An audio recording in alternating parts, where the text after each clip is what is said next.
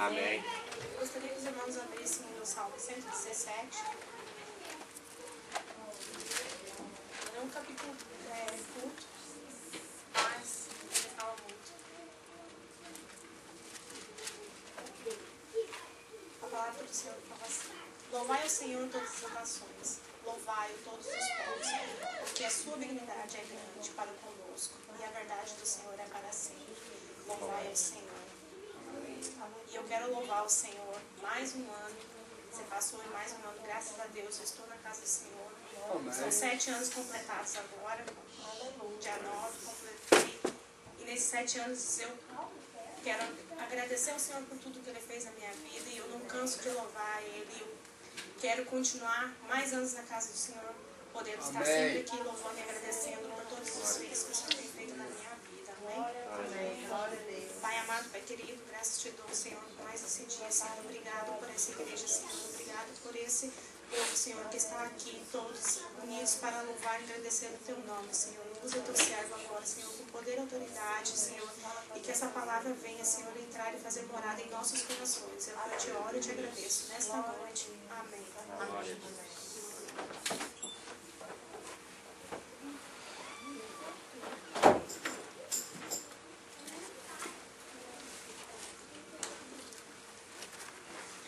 Glória a Deus, louvado seja o nome do Senhor Jesus Cristo. Neste momento eu saúdo a amada igreja com a santa e gloriosa paz do nosso Senhor e Salvador Jesus Cristo. Amém, amados? Amém. Glória a Deus. Quem está feliz, diga amém. Amém. Quem está muito feliz, diga amém. Glória a Deus. Deus está neste momento, aqui neste lugar, para nos abençoar. Amém, amados? E nós temos que crer que Deus está aqui. E Deus quer nos abençoar. Eu gostaria que os irmãos abrissem as vossas Bíblias no livro de Tiago, capítulo 5. Nós vamos estar falando sobre um homem muito conhecido, um profeta de Deus, um homem conhecido como profeta de fogo, profeta Elias, homem de Deus, homem que fez grandes coisas para o Senhor. Mas um homem que era igual eu e você. Amém. Amém, amados? Amém. Nós também servimos a Deus, nós também somos servos de Deus, mas nós também estamos neste mundo e ainda estamos neste corpo e sofremos perseguição, sofremos por lutas, momentos difíceis na nossa vida. E muitas vezes, amados, nós temos a tendência de tentar fugir das responsabilidades. E é o título desta mensagem: fugindo das nossas responsabilidades. Capítulo 5, versículo 17. Nós vamos estar falando deste homem de Deus, profeta Elias. A Bíblia diz aqui que Elias era um homem sujeito às mesmas paixões que nós. E orou com fervor para que não chovesse. Durante 3 anos e 6 meses não choveu sobre a terra.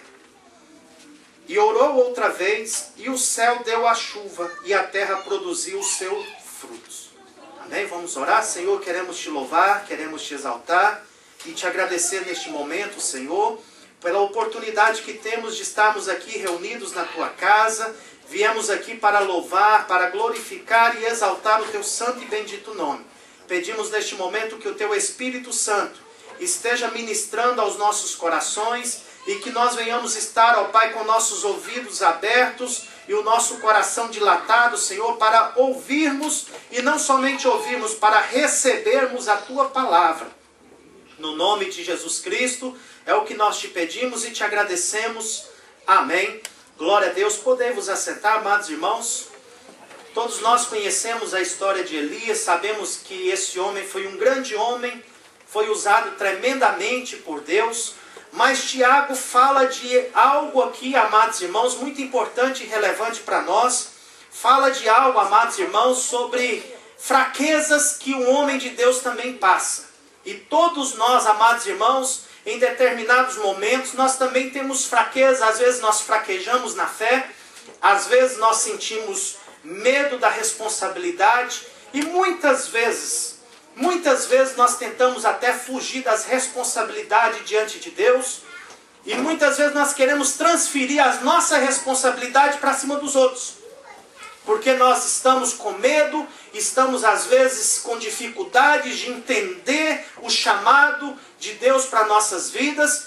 E conforme nós lemos aqui que Elias também era um homem sujeito às mesmas paixões do que nós. Ele não deixou de ser homem porque ele era um profeta de Deus. Ele continuou sendo homem e tendo fraquezas como eu e você também. Nós sabemos a história de Elias, amados irmãos, no capítulo 17 de 1 Reis. E eu gostaria que os irmãos fossem comigo no capítulo 17 de 1 Reis. Nós sabemos, amados, que aqui já começa a história de Elias enfrentando o rei. No capítulo 17, a Bíblia já começa dizendo: ora, Elias, o tibista dos moradores de Gileade, disse a Acabe.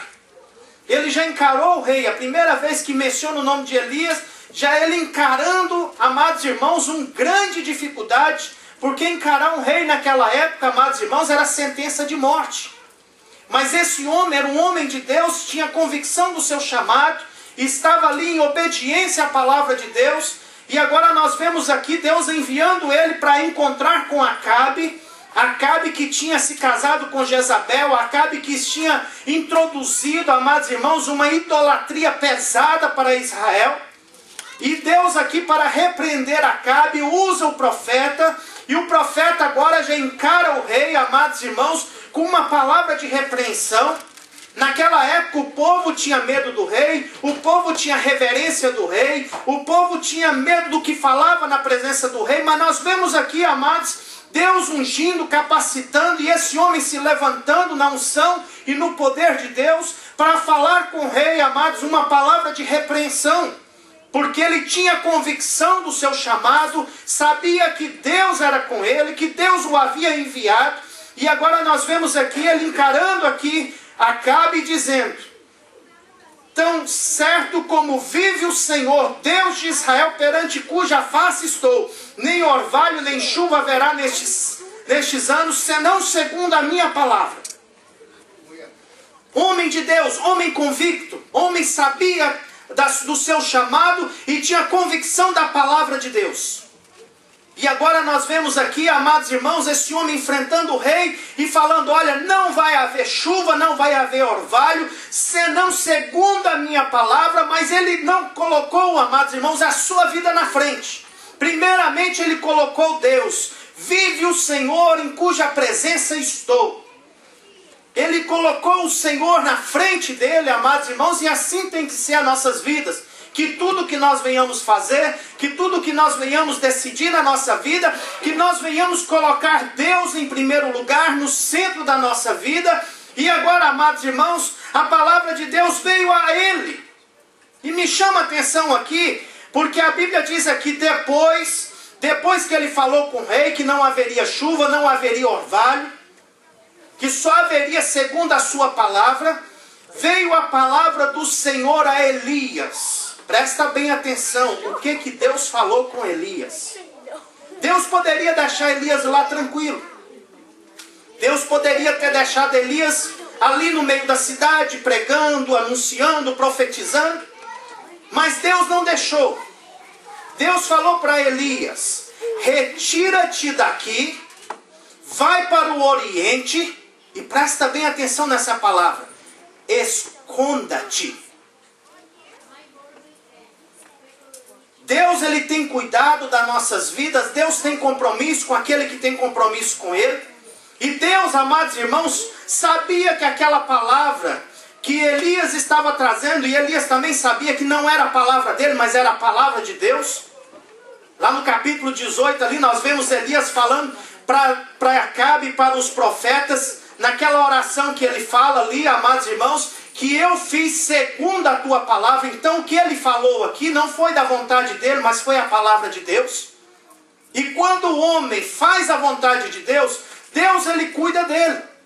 Deus falou para Elias: Elias, agora você se retira de cena. Você não vai ficar mais aqui na cena. Você não vai ficar mais no meio do povo. Você agora sai para um lugar isolado, sai para um lugar que eu vou te levar, presta bem atenção.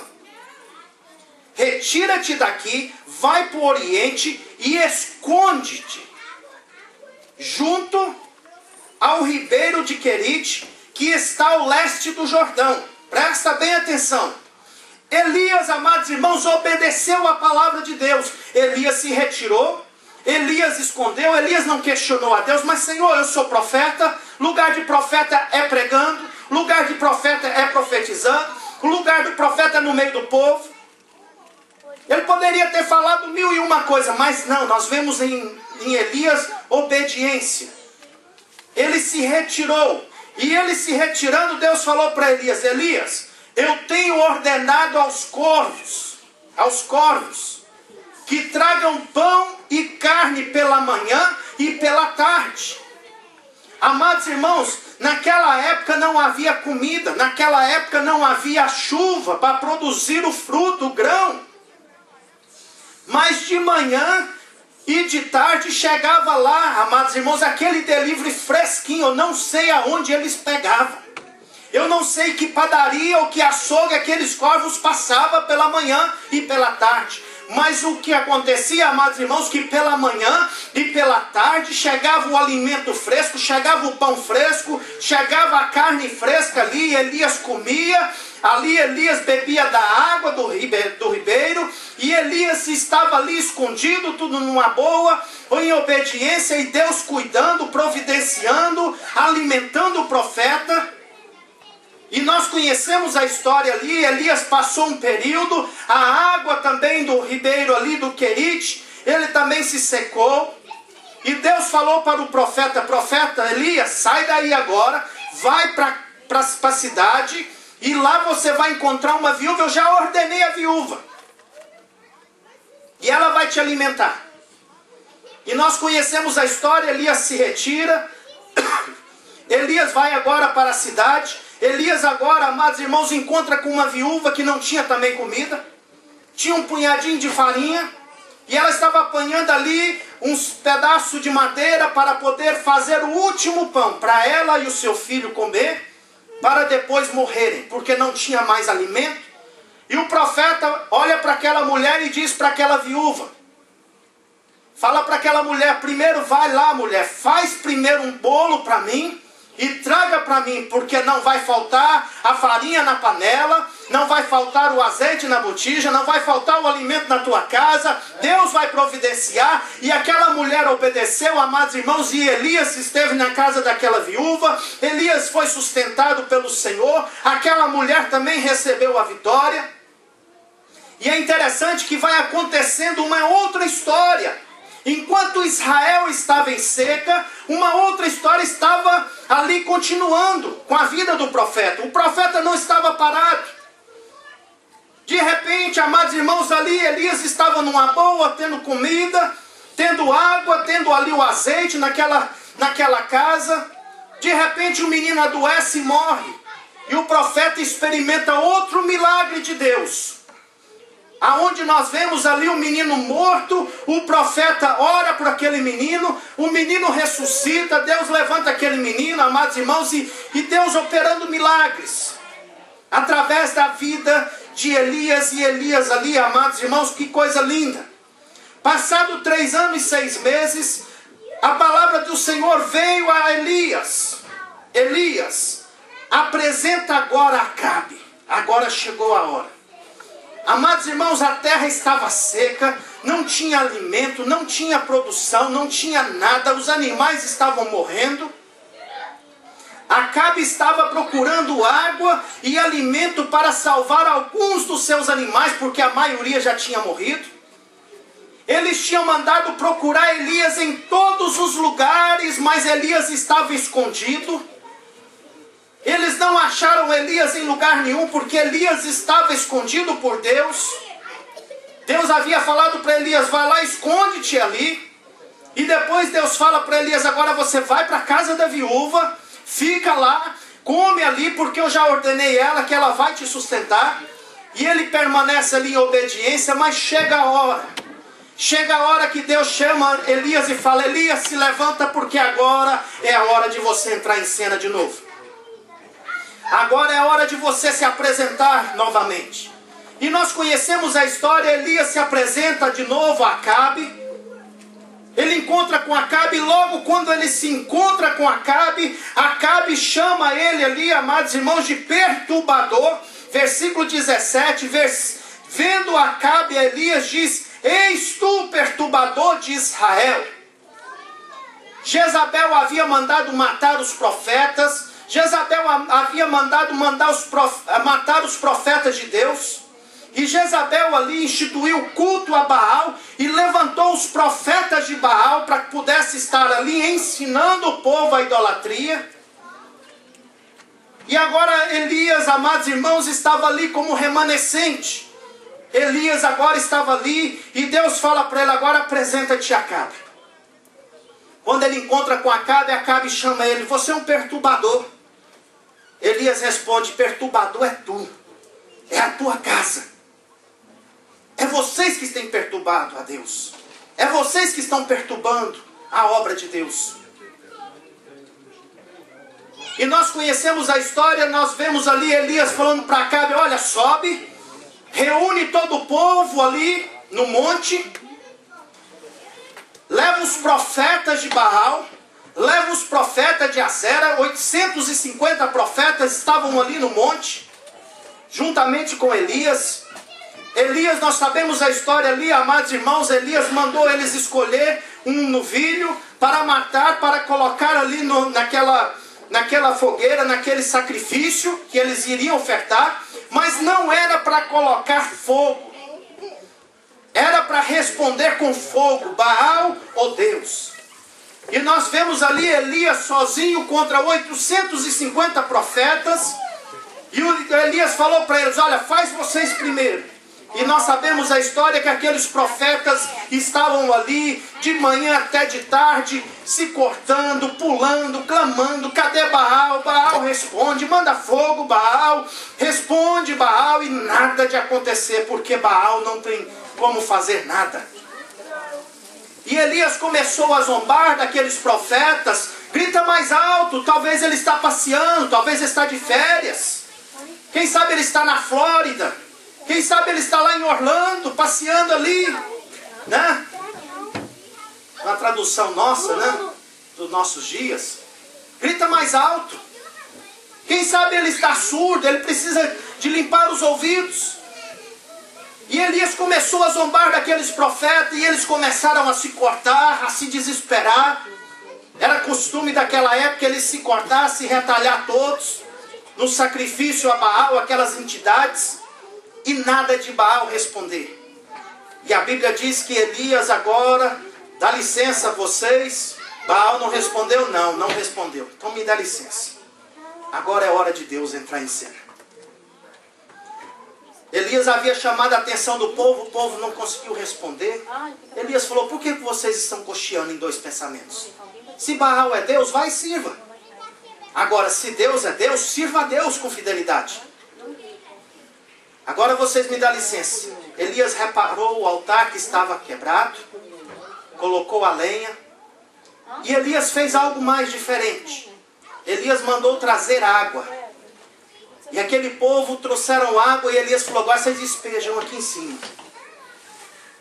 E é interessante, amados irmãos, porque a água apaga fogo. Mas para Deus não. Aquilo ali era um ato para mostrar quem era Deus. Coloca ali água em cima da lenha. Coloca mais água. Coloca mais água. Eu imagino, amados irmãos, a convicção de Elias era tão grande no que Deus ia fazer. Porque se ele tivesse um pingo de dúvida do que Deus ia fazer, porque o que ele estava colocando ali em cima ali era melhor, era precioso como ouro. Era como se você pegasse 1 quilo de ouro e colocasse ali por cima. Porque naquela época não tinha água. Naquela época estava deserto, não tinha nada. Não tinha orvalho. E o que ele estava colocando lá em cima era algo precioso. Mas coloca aí, em obediência. E o povo colocaram. E nós sabemos, amados, que no momento que Elias começa a orar, que Elias começa a clamar, versículo 36, quando chegou a hora sexta, a hora da oferta de cereais, o profeta Elias aproximou-se e disse: ó Senhor Deus de Abraão, de Isaque e de Israel, manifesta-se hoje que tu és Deus em Israel, e que eu sou teu servo, e que segundo a tua palavra fiz todas essas coisas. Então o que ele havia profetizado não foi segundo a palavra do profeta, foi segundo a palavra de Deus, foi uma ordem de Deus. E ele estava aqui confessando aqui diante de Deus, que o que ele fez foi segundo a palavra de Deus. Versículo 37, responde-me, Senhor, responde-me para que este povo conheça que tu, Senhor, és Deus e que fizeste voltar o seu coração. Versículo 38, então caiu fogo. Então caiu fogo do Senhor e consumiu o holocausto, a lenha, a pedra, o pó, e ainda lambeu a água que estava no rego. Aquela água que estava ali, amados irmãos, o fogo ali estava consumindo todo. Enquanto eles clamaram ali a Baal o dia todo, até a tarde, e Baal não respondeu. É interessante que com 3 versículos foi a oração de Elias. Senhor, responde agora a oração do teu servo, para que esse povo conheça que tu és Senhor, que é o Deus de Israel. E interessante que com poucas palavras Deus respondeu a oração. O fogo desceu, consumiu o holocausto. Aquele povo caiu de joelho, dizendo: só o Senhor é Deus, só Deus é o Senhor. E agora nós vemos, amados irmãos, o profeta Elias matando 850 profetas de Baal. Aqueles profetas, amados irmãos, Elias falou para o povo: pegue eles, segura eles aí, porque agora é hora de eliminar o pecado, agora é hora de eliminar essa maldição. E a Bíblia diz, amados irmãos, que Elias, em obediência a Deus, fez tudo isso. Mas quando nós chegamos no capítulo 19, nós vemos algo diferente. Aquele homem, né, como nós estamos aqui falando, como Elias, profeta de fogo, homem de coragem, homem de autoridade, homem de Deus que falava a palavra de Deus, no capítulo 19, nós vemos aqui um contraste muito grande que mostra um outro lado da moeda. Talvez, amados irmãos, a gente olha para o irmão, você olha para mim, eu olho para você. Talvez nós nos vemos pessoas fortes para vencer as lutas, para vencer os combates. Mas às vezes, amados irmãos, nós também temos contraste na nossa vida. Talvez nós temos, amados irmãos, momentos de dificuldade. E muitas vezes é nesses momentos que nós tentamos fugir da responsabilidade. No capítulo 17 eu falei para vocês memorizar uma palavra. Deus falou para Elias: esconda-te. Mas no capítulo 19 nós não encontramos Deus falando para ele: esconde-te de Jezabel. Mas o versículo 1, vamos aqui para o capítulo 19. Ora, Acabe fez saber a Jezabel tudo o que Elias havia feito, e como matar a espada todos os profetas. A mulher ficou brava. Então Jezabel mandou um mensageiro a Elias a dizer-lhe: assim me faça os deuses outro tanto, se até amanhã a estas horas eu não fizer da sua vida como a de um deles. Amados, na nossa mente, quando nós lemos esse texto, a gente fala assim: meu Deus, Elias teve a coragem de encarar o rei.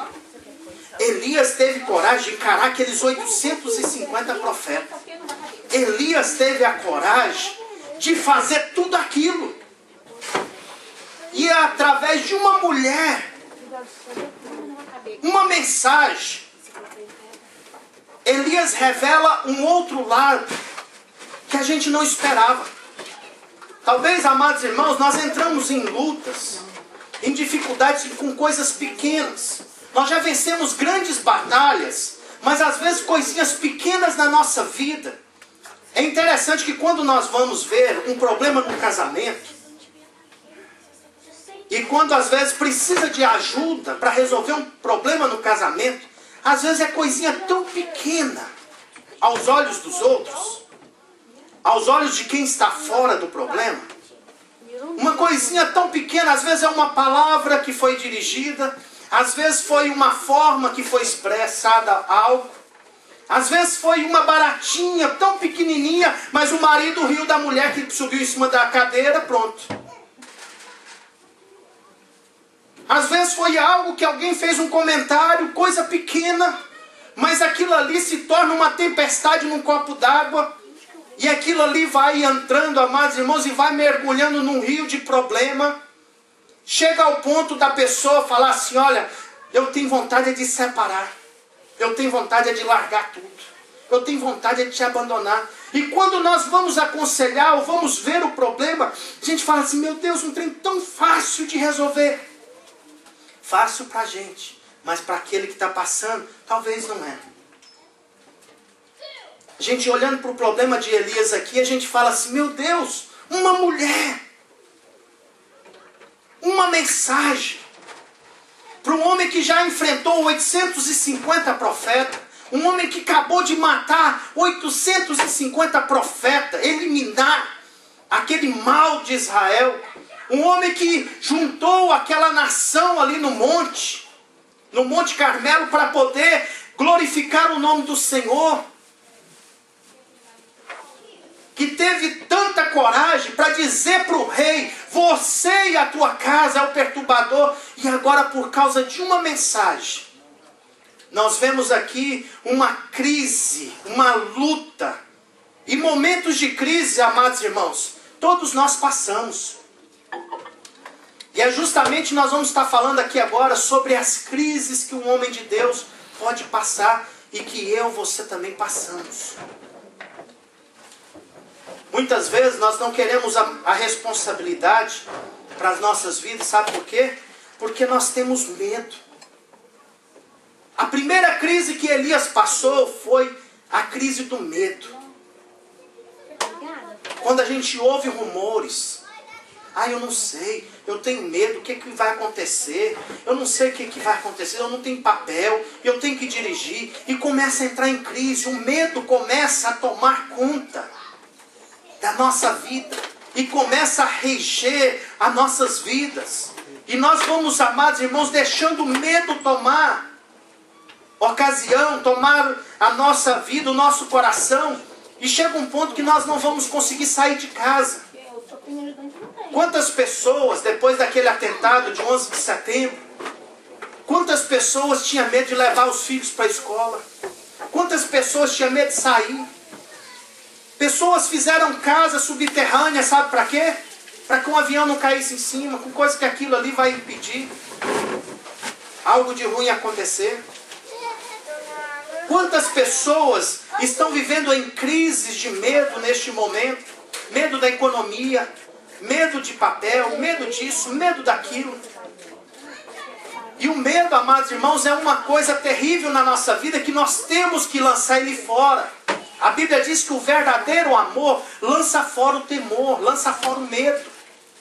Versículo de número 3. Elias teve medo.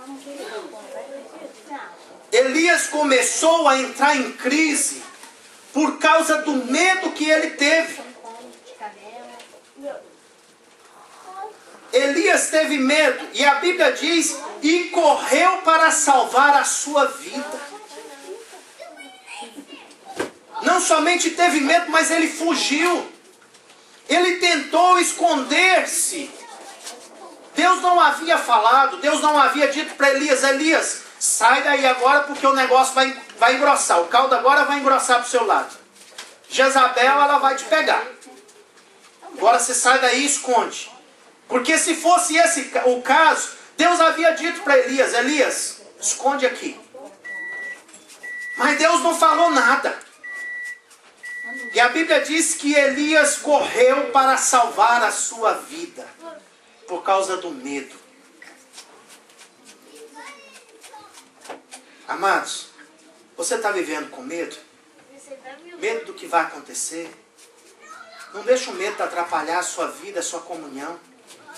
Medo, ah, meu Deus, o que vai acontecer com o meu casamento? Ah, meu Deus, o que vai acontecer com a minha vida? Meu Deus, o que vai acontecer com o ministério? Ah, meu Deus, o que vai acontecer com a igreja? Sabe de uma coisa?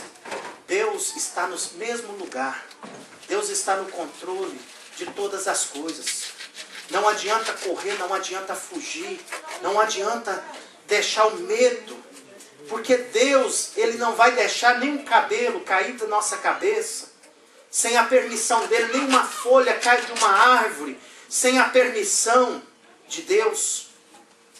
Nada vai acontecer, nada vai tocar na minha vida e na sua vida, se Deus não permitir. É interessante que quando Jesus fala para Pedro, Pedro, o diabo me pediu para cirandar com a sua vida. O diabo pediu para acabar com você. Mas eu intercedi por você, Pedro. Amados, o diabo, se ele pudesse, ele cirandava com a nossa vida, ele nos destruía, arrancava pedaço por pedaço. Mas você sabe por que ele não faz? Porque Deus, Ele não deixa.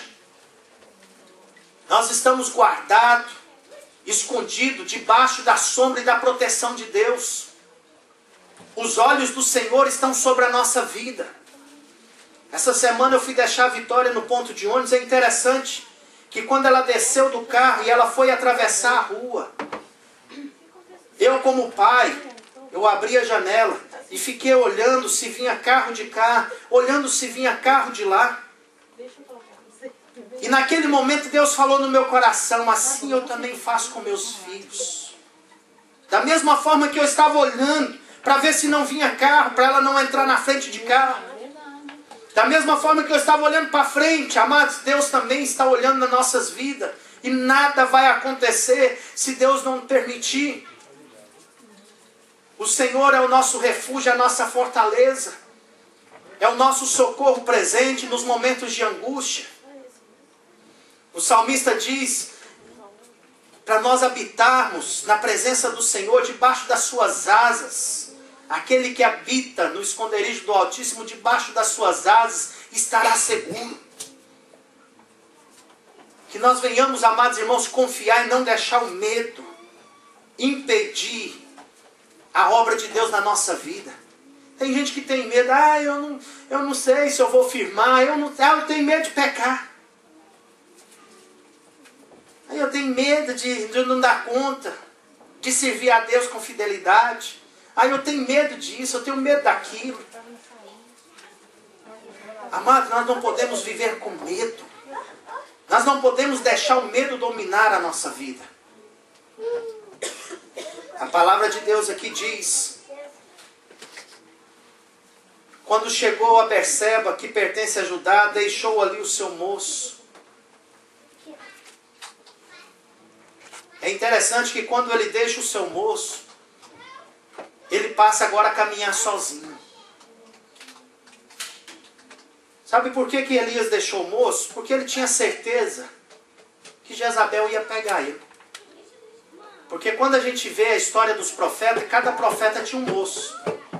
E o moço era aquele que ia estar na frente depois. Possivelmente ele falou, não tem jeito para mim. Agora acabou mesmo, eu vou morrer, o ministério vai acabar. Não vai ter jeito mais para mim. Então fica aqui. Não tem jeito de eu transferir o ministério para você mesmo. Fica quieto aqui. E deixa eu ir embora sozinho. E a Bíblia diz que Elias agora partiu sozinho. Foi embora sozinho, Elias. Uma outra coisa, amados irmãos, que nos momentos de crise, que bate contra a nossa vida, é a falta de fé. Nós vemos aqui que o medo levou Elias a fugir, a correr. Mas por que ele teve medo? Sabe por que ele teve medo? Porque a sua fé foi provada. E naquele momento, como Pedro, a gente costuma dizer muito de Pedro. Pedro era um homem que não tinha fé. Pedro era um homem de pouca fé. Mas vem cá. Eu acho que Pedro tinha mais fé do que eu e você. Mesmo na pouca fé de Pedro, foi o único homem que andou nas águas, sobre as águas. Com pouca fé ele andou sobre as águas. Imagina se tivesse muita fé então, hein? Mas naquele momento que ele andou, ele também, amados irmãos, vacilou na fé. Naquele momento que a sua fé estava sendo provada, ele tropeçou na sua fé. Elias, nesse momento, amados, ele era para estar firmado na fé. Ele era para estar alicerçado no Senhor e estar olhando para Deus. Jezabel falou, ok. Quem é mais poderoso? Jezabel ou Deus? A palavra dessa mulher tem mais poder do que a palavra de Deus? Da mesma forma que Elias enfrentou os profetas ali, e os profetas estavam clamando a Baal, e Elias falou para aqueles profetas, olha, o Deus que responder com fogo, esse é o Deus verdadeiro. Elias também tinha que ter fé no momento que Jezabel mandou. Mas por causa que ele vacilou na fé. Amados, e quantas vezes também nós vamos trazer para a nossa vida, para a nossa realidade. Porque não tem ninguém aqui com a camisa de super crente aqui. Não é verdade? Nós somos seres como Elias, sujeito a paixões. Sujeito a passar pelas mesmas lutas. A passar por esses momentos de crise. E Elias, amados irmãos, teve a crise na sua fé. Teve a crise no medo. E é interessante que outra crise, a crise do desespero. No versículo 4 nós vemos aqui que Elias chegou ao ponto de se desesperar. Ele mesmo foi ao deserto, caminho de um dia, chegou a sentar e assentou-se debaixo de um zimbro. Olha, imagina comigo, amados. Olha o tamanho da crise que esse homem chegou, o desespero que esse homem chegou, que quando ele se assentou debaixo daquele zimbro, a Bíblia diz aqui, e pediu a morte. Quando nós, amados, pedimos a morte para nós, é o desespero. É porque às vezes a gente não vê saída. Às vezes a gente não vê solução. Às vezes a gente não vê uma forma de resolver o problema. E às vezes a gente pensa que a melhor saída é morrendo. Quantos crentes, quantas pessoas, às vezes nós mesmos já fizemos isso. Senhor, pelo amor de Deus, me leva, Senhor. Me mata. Arranca minha vida, me leva para descansar. Quantas vezes, amados irmãos, a gente não entra nesse ponto que pensa que é melhor morrer, é melhor ir partir para Cristo, como diz o apóstolo Paulo, que é muito melhor. Mas quando nós olhamos aqui, amados irmãos, o pedido de Elias era por causa do desespero. O medo havia tomado conta. O medo ali havia entrado no coração de Elias ao ponto dele estar desesperado. Muitas vezes, amados irmãos, nós conhecemos muito essa doença, a depressão, né? E essa doença, depressão, a pessoa pensa que é melhor morrer. É melhor morrer do que viver. E chega ao ponto, muitas vezes, de tirar sua própria vida e ir para o inferno. De cabeça para baixo.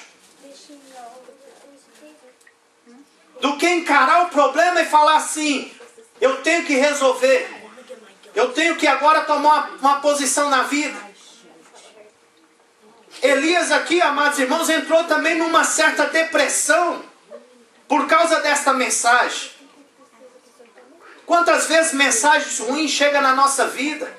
Quantas vezes nós ouvimos mensagem ruim? Você não presta, você não vai servir para nada. Você não vai dar nada. Você é ruim disso, você não sabe fazer comida.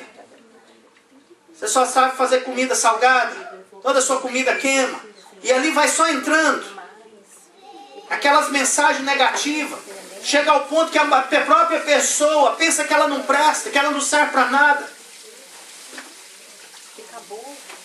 É melhor morrer. Será que você já passou por algumas crises mais ou menos parecidas? Será que nós, como crentes, já passamos momentos difíceis? Oxalá que não. Mas se você passou, congratulations. Você não está só. Muitos passam. E muitos vencem. Agora tem muitos também que eles são derrotados nos momentos de crise. Vai depender da sua vida e vai depender se você vai dar ouvido a Deus. Elias chegou ao ponto de desespero por causa do medo, dizendo: já basta, Senhor, toma agora a minha vida, pois não sou melhor do que os meus pais. Outra coisa, amados irmãos, que a crise nos leva, sabe o quê? Comiseração, a reclamação, a murmuração. Elias aqui agora entra num certo tipo de comiseração. Ô vida, o azar só acontece comigo. Eu não sou melhor do que ninguém. Ah, minha vida é terrível. Minha vida é ruim. Meu casamento, a minha família. Eu não sirvo para nada, só pego trabalho ruim. Tudo de ruim acontece comigo. Só acontecem as coisas ruins comigo. Eu vejo os outros tão felizes, os outros tão abençoados. Eu vejo os outros tão alegres. E comigo só tristeza, só barranco, só pancada. Só dificuldade. E a pessoa começa um certo tipo de comiseração, de reclamação. E foi mais ou menos o que aconteceu aqui. As coisas vão acontecendo, amados. Quanto mais nós mergulhamos, mais coisas ruins vão acontecendo. De Elias ter saído do versículo 3 até no versículo aqui 5, nós vemos aqui muitas coisas acontecendo com a vida de Elias. Nós vemos aqui a falta de fé, o vacilo dele na fé. Nós vemos aqui o medo, vemos aqui o desespero. Tudo nesse processo de 3 versículos. Assim é a nossa vida quando nós saímos do centro da vontade de Deus. Quanto mais distante da vontade de Deus, amados irmãos, mais coisas ruins vão acontecendo. Mas é interessante que quando nós olhamos aqui, nós vemos a intervenção de Deus. Talvez eu estou aqui, amados irmãos, sendo usado por Deus para intervir na sua vida. Em nome de Jesus, escuta o que Deus está falando. Deus não te quer ver derrotado, Deus não te quer ver chateado, Deus não quer te ver, amados irmãos, no desespero, Deus não quer te ver no medo. Deus não quer nos ver, amados irmãos, em nome de Jesus, mergulhando na murmuração, na reclamação, na comiseração. Nós não somos coitadinhos. Nós somos filhos de Deus, nós fomos comprados pelo precioso sangue de Deus. Nós somos nação santa, povo escolhido, povo, amados irmãos, adquiridos por Deus. Nós não somos um povo miserável, em nome de Jesus. Miserável, amados irmãos, se nós podemos assim dizer, é quem não tem Cristo na vida. Esse é digno de miséria, tá? Que pena. Mas se nós temos o nosso Cristo em nós, se nós estamos em paz com Deus, amados irmãos, nós não somos miseráveis. Nós fomos miseráveis no passado sem Cristo. Mas hoje, amados irmãos, nós somos servos de Deus. Temos o nosso nome escrito no livro da vida. E temos que viver para Deus.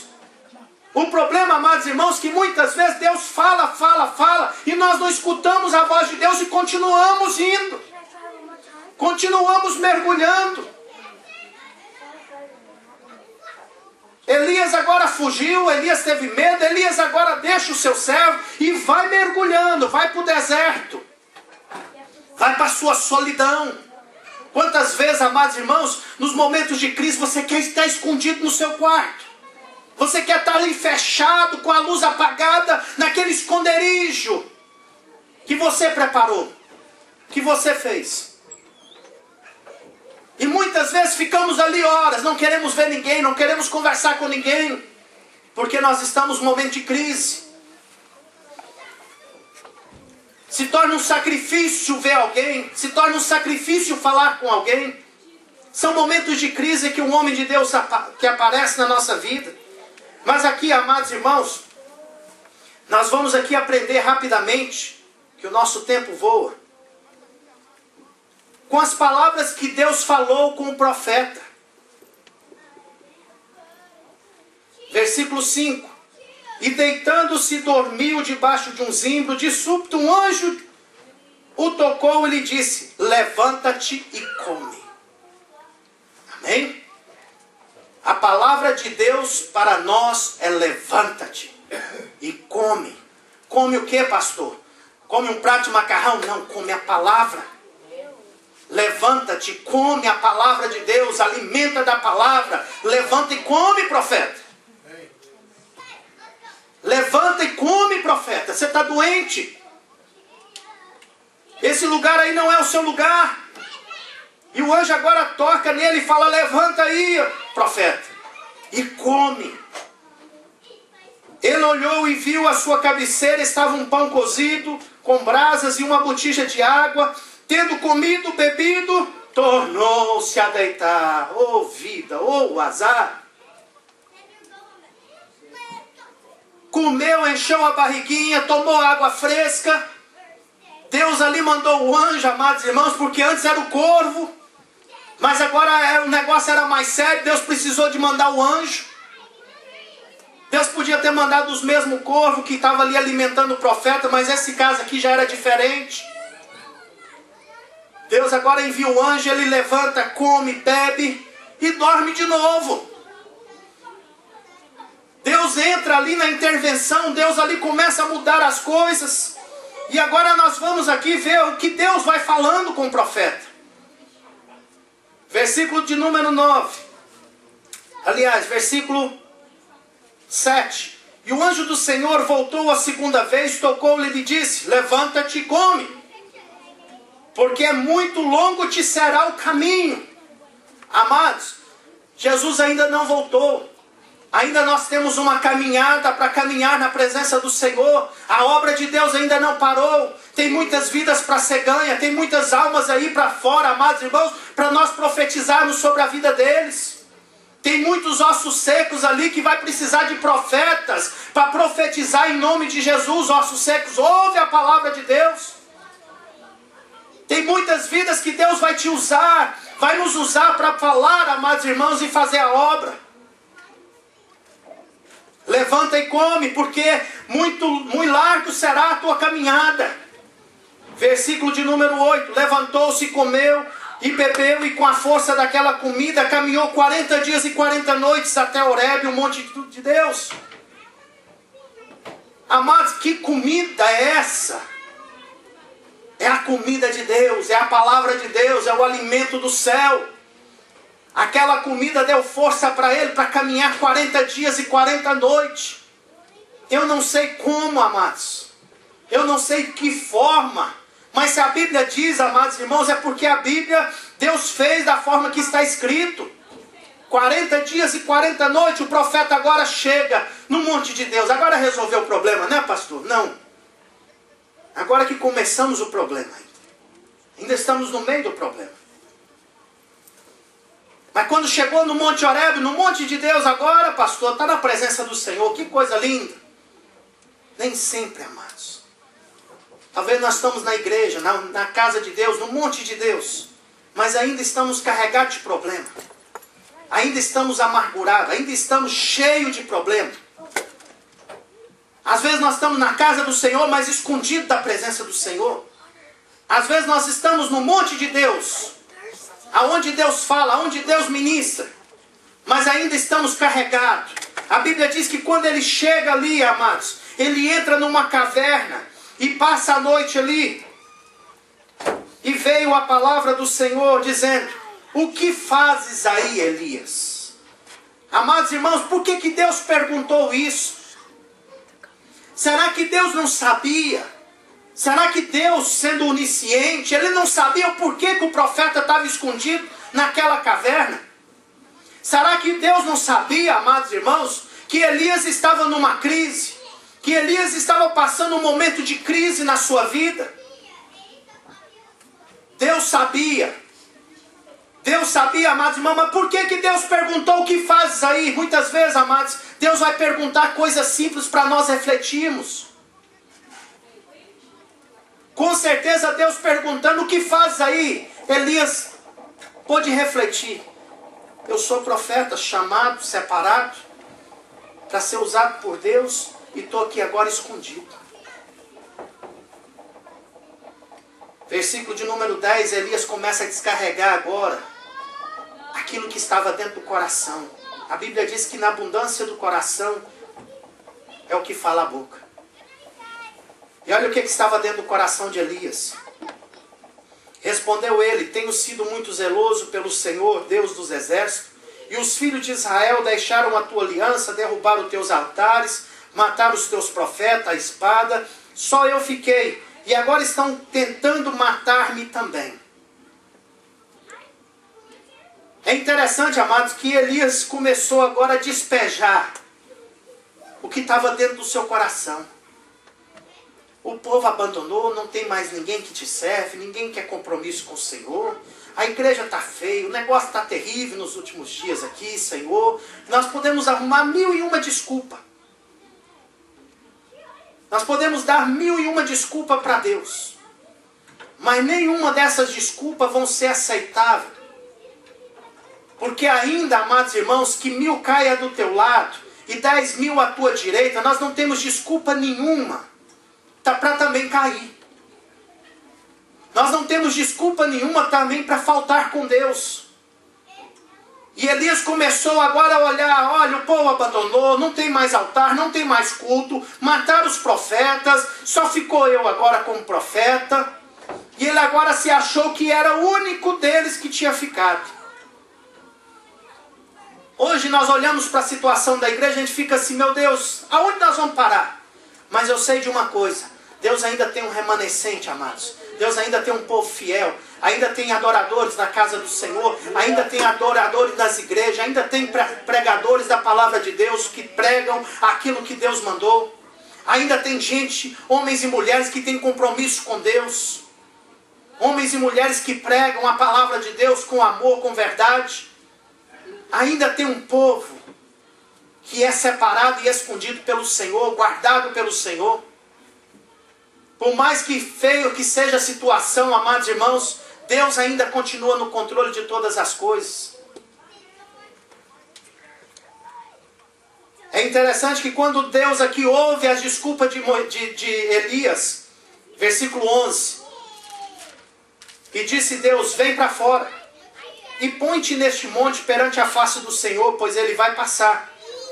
Então um grande e forte vento fendeu os montes e despedaçou as penhas diante do Senhor. Porém o Senhor não estava no vento. Depois do vento um terremoto, porém o Senhor não estava no terremoto. Depois do terremoto um fogo, porém o Senhor não estava no fogo. Depois do fogo uma voz calma e suave.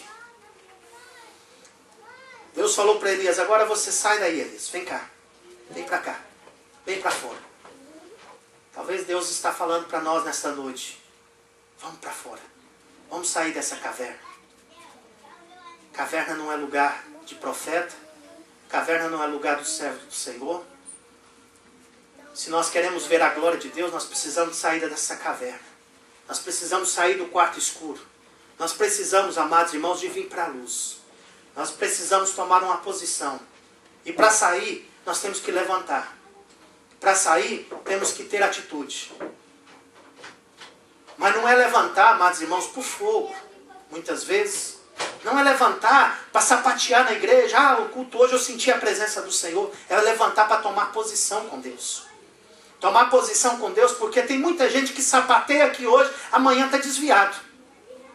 Tem muita gente, amados irmãos, que o fogo de Deus está queimando na igreja.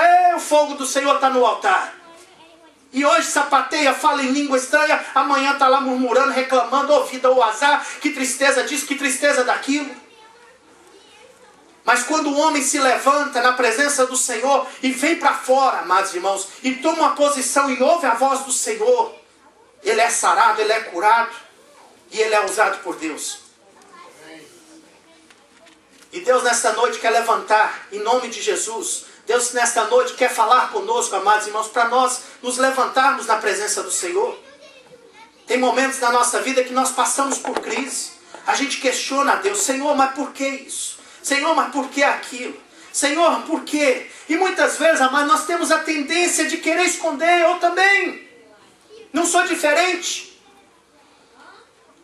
Talvez a gente pense que fugir é melhor, é mais fácil do que encarar os problemas, os gigantes. Mas se nós não encararmos o gigante nos mata, amados. Se nós não encararmos os problemas vão ser maiores e vão nos matar, vão nos afogar. Mas quando nós nos levantamos e saímos e tomamos uma posição com Deus, e Deus aqui agora, amados irmãos, aquela voz suave. Talvez nesta noite Deus não está aqui gritando, Deus não está aqui usando o pregador com eloquência, mas Deus está usando aqui uma voz baixa para falar o coração. Levanta e sai. Levanta. Sai da caverna, do comodismo. Sai dessa caverna. Deus não quer te ver na caverna. Deus não quer ver crente na caverna. Deus não quer ver crente, amados irmãos, murmurando, reclamando, com medo. Ah, não posso fazer isso. Ah, não posso fazer aquilo. Ah, eu tenho medo disso. Ah, eu tenho medo daquilo. Ah, eu quero é morrer. Minha vida é só problema, é só luta, só dificuldade. Encara o problema, luta com ela, bate nela, briga com ela, vença ela em nome de Jesus. Não é briga com os outros, não, mas enfrenta o seu problema com coragem, com temor. Ouvindo Elias, envolveu o rosto na capa e saindo, pondo-se à entrada da caverna, então lhe veio a voz que dizia: o que fazes aqui, Elias? Segunda vez que vem essa mesma pergunta. O que você está fazendo? Lá no deserto o anjo pergunta para Elias: Elias, o que você está fazendo? O que fazes aqui? Agora na caverna Deus também fala para ele: vem para fora, vem aqui, vem, sai aqui para fora. E Deus pergunta a mesma coisa: o que você está fazendo, Elias? Talvez nesta noite Deus está perguntando para mim e para você: o que você está fazendo aqui?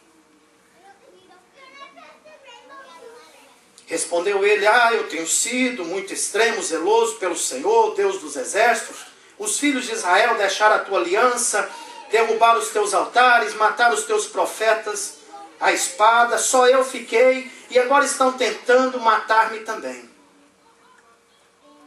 Naquele momento Elias esqueceu, amados, da proteção de Deus.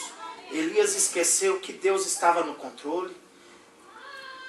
Elias esqueceu que aquele que está no esconderijo do Altíssimo, o mal não vai tocar. Eles estão tentando agora matar. E é interessante que Deus nem perdeu tempo questionando. Elias, tadinho, é mesmo, Elias. Deus só deu uma ordem: Elias, volta. Volta agora pelo caminho para o deserto de Damasco. Quando lá chegar, você vai ainda ser usado. Amém, amados? Deus nesta noite ainda está ministrando ao nosso coração. Ainda tem muito para fazer para Ele. Ainda tem uma obra para ser realizada. Talvez você olhe e fale assim: não tem jeito para mim não. Eu sou insignificante. Eu sou isso, eu sou aquilo. Deus está falando aqui: ainda tem uma obra para ser realizada. Lá na frente ainda Deus revela para Elias: Elias, você está achando que está sozinho? Tá não, Elias. Eu escondi. Eu separei, eu reservei, eu guardei 7.000 homens que estão escondidos. Elias achando que estava sozinho, que não tinha mais profeta. Deus já tinha escondido 7.000 remanescente, que estava lá guardado por Deus. Na hora de Deus, Deus ia levantar. Amados, nós não estamos sozinhos nessa obra. Deus ainda tem reservado um povo para essa igreja. Deus ainda tem reservado, amados irmãos, um povo que Deus vai levantar aqui ainda. Mas não é no meu tempo, não é no seu tempo, é no tempo de Deus. Mas nós temos que crer. Nós temos que viver pela fé. Nós temos que ter coragem para encarar as dificuldades. Nós temos que ter coragem para encarar, amados, os problemas, as adversidades que aparecem. Com certeza cada um de nós passamos por lutas e passamos por momentos de crise. Mas a palavra de Deus nos aconselha, não fuja das nossas responsabilidades. Não tenta fugir como Elias, que foi para o deserto, tentando fugir da sua responsabilidade. Não faça como ele. Apesar de nós sermos homens como eles, sujeitos às mesmas paixões, a enfrentar as mesmas dificuldades, mas Deus, Ele está conosco. Ele prometeu que estaria conosco todos os dias. E nós temos que crer, amados, que Ele vai completar a boa obra que Ele começou na nossa vida. Neste momento eu gostaria de pedir à igreja que se colocasse de pé, para nós orarmos juntos.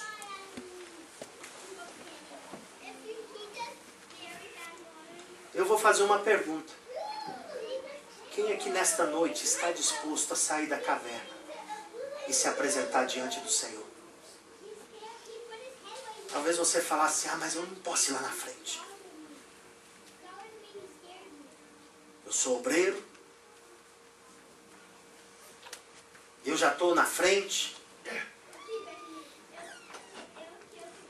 Amados, muitas vezes nós estamos no monte de Deus, mas estamos escondidos atrás das nossas lutas, das nossas dificuldades, dos nossos medos, dos nossos problemas.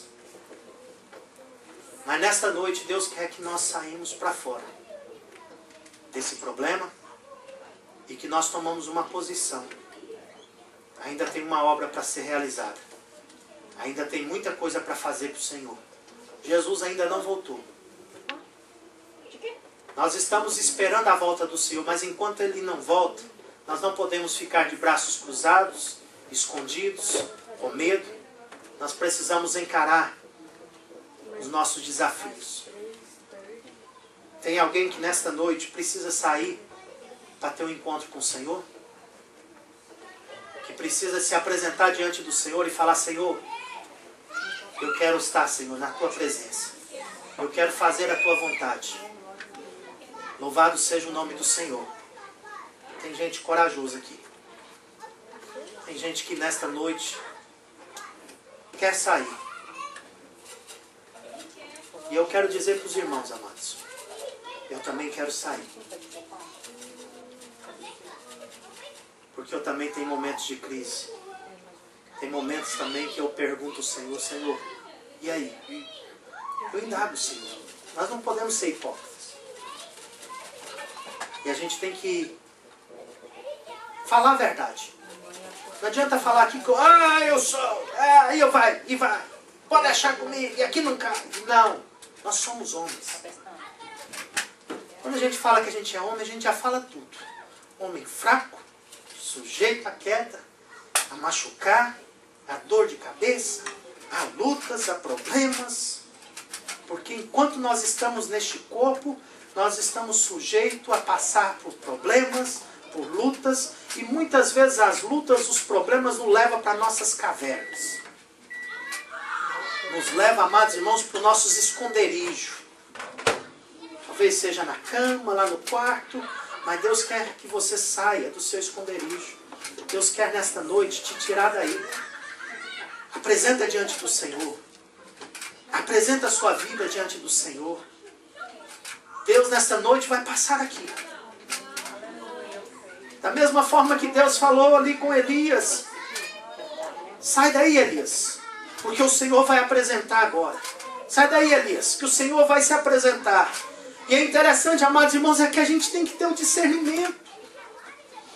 Teve o terremoto, teve o fogo, teve o vento, mas Elias não saiu. Elias não saiu no barulho, não saiu no movimento. Elias saiu quando ele ouviu a voz do Senhor, uma voz mansa e suave. Oh, aleluias! Aí Elias saiu. Elias se apresentou diante do Senhor e falou: Senhor, eis-me aqui. Eis-me aqui. Mesmo eu achando que eu sou o único, que eu fiquei sozinho, que não tem mais crente, que não tem mais ninguém que faz isso, não faz aquilo.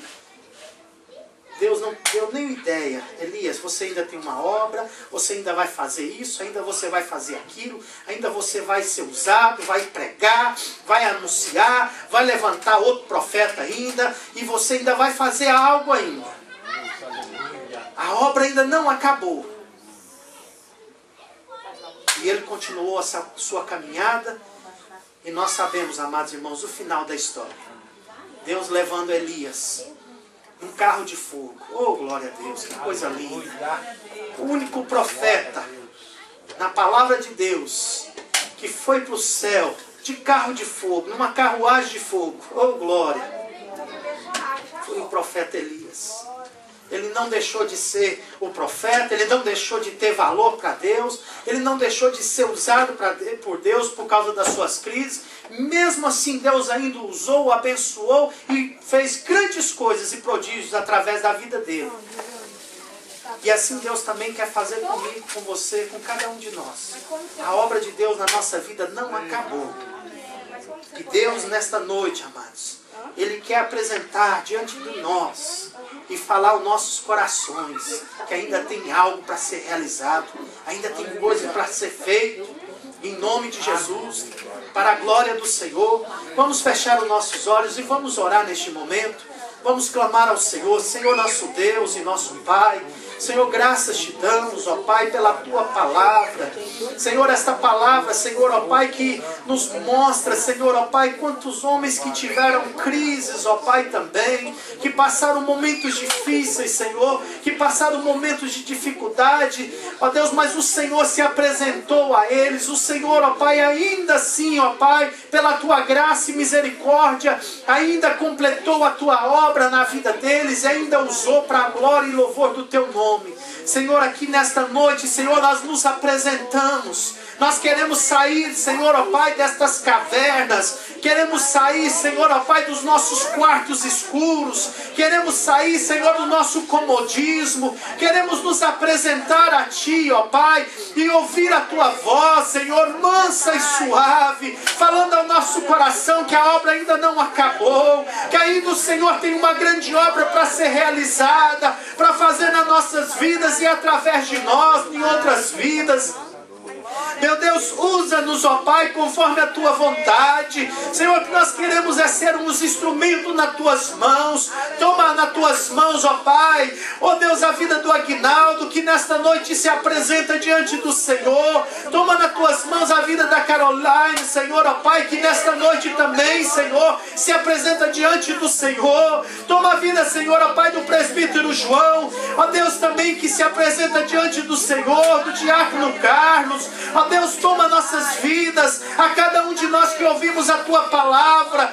Senhor, nos livra, Senhor, ó Pai, de mergulhar nessas cavernas. Nos livra, Senhor, de nos esconder, Senhor, ó Pai, dentro das cavernas para resolver os nossos problemas, pensando que isso vai resolver. Ó Deus, mas nos dá coragem, nos dá força, Senhor, ó Pai, para encarar os gigantes, para encarar esses momentos de crise, Senhor, com fé, com coragem, com ousadia, e que nós venhamos profetizar em nome de Jesus Cristo, Senhor, a Tua palavra, em nome de Jesus Cristo, que nós venhamos, ó Pai, nos momentos de crise, lembrar das promessas do Senhor, que em Cristo Jesus nós somos mais do que vencedores. Que operando o Senhor, quem impedirá? Oh Deus, em nome de Jesus, ó Pai. Oh Deus, muito obrigado, Senhor. Toma nossas vidas, toma a Tua igreja. Ajuda-nos, ó Pai, a fazer a Tua obra. Ajuda-nos, ó Pai, a cumprir o Teu mandar. Ó Deus, ajuda-nos, ó Pai, a fazer, Senhor, a Tua vontade. Nós estamos aqui, Senhor, com propósito. O Senhor nos salvou, nos libertou, ó Deus, da escravidão do pecado com propósito. E aqui nós estamos, Senhor, eis-nos aqui. Apresentamos a Ti, Senhor, as nossas vidas. E te pedimos, ó Pai, que o Senhor esteja conosco, nos ajudando e nos fortalecendo em nome de Jesus. Muito obrigado, Senhor, pela Tua palavra. Ó Deus, e que esta palavra esteja guardada dentro do nosso coração. E que nós nunca venhamos tentar fugir das nossas responsabilidades, mas que nós venhamos ter coragem e ousadia e habilidade vinda do Senhor para resolver, ó Pai, seja qual foram os problemas, as lutas, as dificuldades, mas resolver, ó Pai, com coragem e com ousadia no Senhor. No nome de Jesus é o que nós te pedimos e te agradecemos nesta noite, no nome de Jesus. Amém.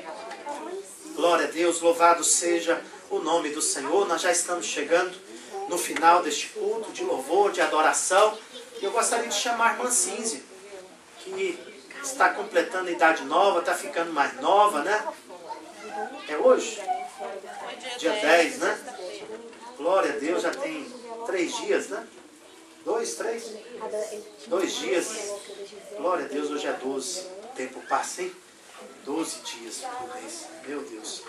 E neste momento, nós vamos estar orando, agradecendo a Deus pela vida da Cínzia. Mas eu creio que a irmã Marta tem algo ali para estar falando com ela. Eu gostaria de deixar essa oportunidade para a irmã Marta, e ela vai estar orando por ele. Eu queria dizer a você, Cínzia, que nós te amamos, você sabe o carinho, o amor que eu tenho pela sua vida. Eu sou muito feliz por o Senhor ter alcançado a sua vida. Esses dias eu estava pensando como que tudo começou, como que você apareceu na minha vida, no meu caminho. E eu queria dizer para você que você realmente é uma filha para mim.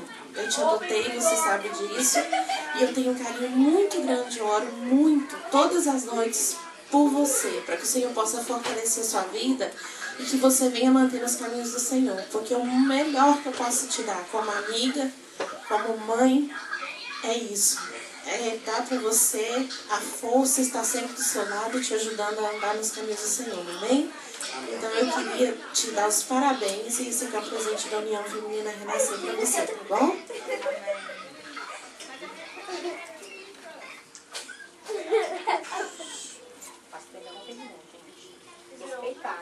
Glória a Deus. Vem cá, irmã.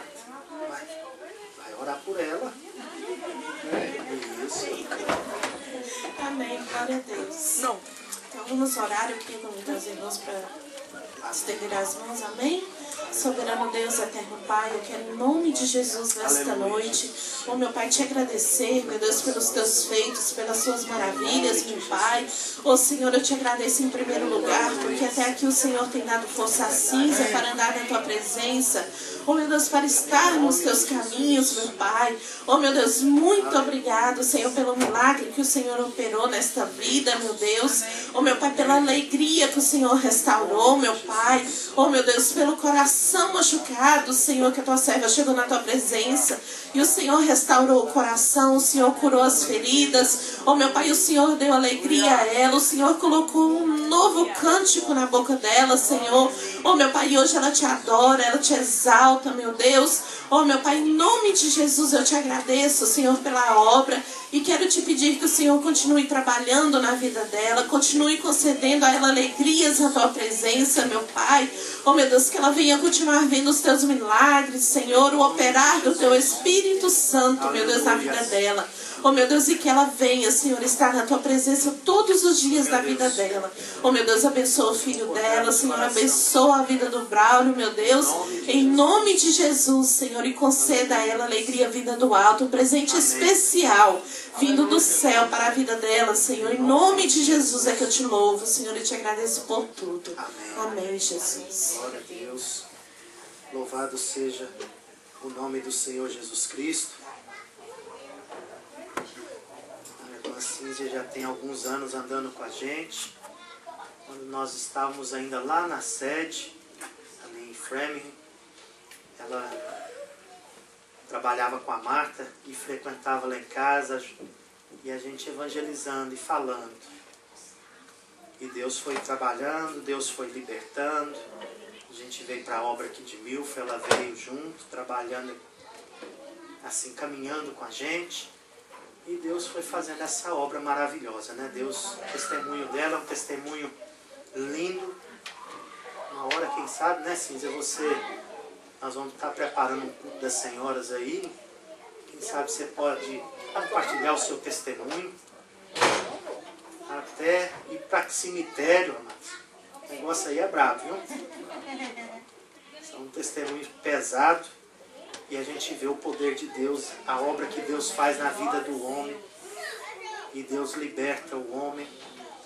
E uma certa vez Deus ministrou sobre libertação de cadeias, de correntes. E ela foi no carro e pegou um maço de cigarro e entregou no altar. Falou, daqui hoje eu sou liberta disso. E Deus libertou ela daquele vício. E para a honra e glória do Senhor, graças a Deus, já tem quase 5, 6 anos, 7 anos, que foi liberta daquele vício, daquele laço, daquela corrente. E hoje é uma levita na casa do Senhor. É o que Deus faz. Obra linda e maravilhosa, né? E a gente tem que ver esses milagres. Deus continua fazendo milagres hoje. Deus continua. E cada um de nós temos um testemunho. Cada um de nós temos algo que Deus fez e nos libertou. Amém? Então vamos orar, vamos agradecer ao Senhor. Que Deus abençoe, Cinzi. Meus parabéns. Que Deus continue abençoando a sua vida. Amém? E a nossa desejo, a nossa oração a Deus pela sua vida. Amém? Vamos orar, vamos agradecer ao Senhor. Soberano Deus, eterno Pai, graças te damos, ó Pai. Ó Deus, neste momento, Senhor, mais uma vez, te agradecemos, ó Pai, por esse projeto Atalaia, esse projeto de oração, ó Pai, pelas famílias. Que o Senhor, ó Pai, esteja abençoando cada um de nós. Venha estar nos dando força, Senhor, para estarmos juntos, clamando, orando e vigiando 1 hora, Senhor, ó Pai, no dia, para nós estarmos ali, Senhor, ó Pai, apresentando as famílias, a Tua igreja. Senhor, em nome de Jesus Cristo, abençoa este projeto, abençoa, Senhor, as nossas vidas, que fazemos parte deste projeto. No nome de Jesus, cubra nossas famílias com Teu precioso sangue. A vida de cada esposa, de cada esposo, a vida dos nossos filhos, cubra com Teu precioso sangue, Senhor. No nome de Jesus é o que nós te pedimos. Neste momento também, ó Pai, nós queremos nos despedir com a bênção do Senhor, debaixo da proteção e debaixo das Tuas asas. Guarda, livra o Teu povo, livra de todo mal. No nome de Jesus, abençoa aquele alimento que agora vai ser servido. Abençoa e santifica no nome de Jesus Cristo. Muito obrigado, Senhor, por tudo que o Senhor tem feito, por tudo que o Senhor tem realizado. É em nome de Jesus que oramos, te pedimos e te agradecemos. Amém.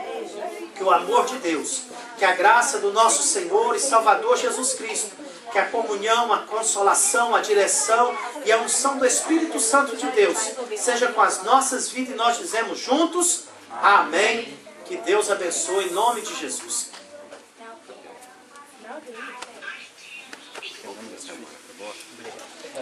Foi ótimo.